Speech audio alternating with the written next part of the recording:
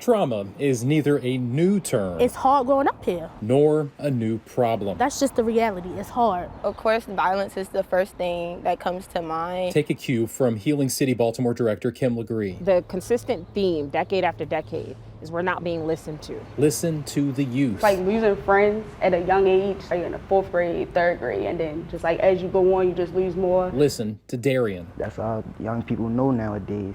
And me, I lost both my brothers to gun violence. I lost my grandmother to gun violence. I lost my uncle to gun violence. Just a teenager, traumatized over and over. They think I can make quick money, but being in the streets don't lead to nothing but jail or death. Listen to Brianna, a student at Frederick Douglass High School in 2019 when a staff member was shot in the lobby. I feel like a lot of our trauma was overlooked. A lot of people just kind of went through it and made it seem like it was something that was normal. Listen to Ariana, now a college student. I see nothing but violence, broken down buildings, drugs, drug addicts. It makes me feel like I'm stuck in this location. It feels like it's never ending. This is the impact of violence, both on the streets and on social media. News headlines are literally a source of trauma.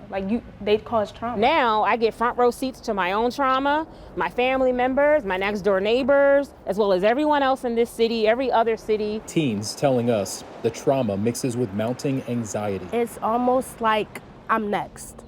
Dang, I don't even have a chance to grow up and experience the life that I want to live. I think about death every day because you never know what's going to happen.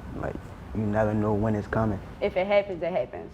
Kind of expecting death at a young age is not abnormal to us. Bullets don't have names on them. That's sometimes all you can think of is that I step outside and I'm on my way to school, and I could be next. Heal yourself. Legree says adults need to address their own traumas. Simple as that. They're raised around people who sell drugs. They're raised around people who have guns. They're raised around people who have these pessimistic mindsets. Healing happens in relationships. We need healthy relationships for our youth. That goes from home to community to school. So listen to them. There are still people who are fighting to make Baltimore better. They are pleading. As much as we experience trauma, it's not all that we know, and it's not the only thing that we are. Pay attention, Baltimore. Even though you go through trauma, I feel as though you should use that to motivate yourself to do good for you and other people. The youth are talking.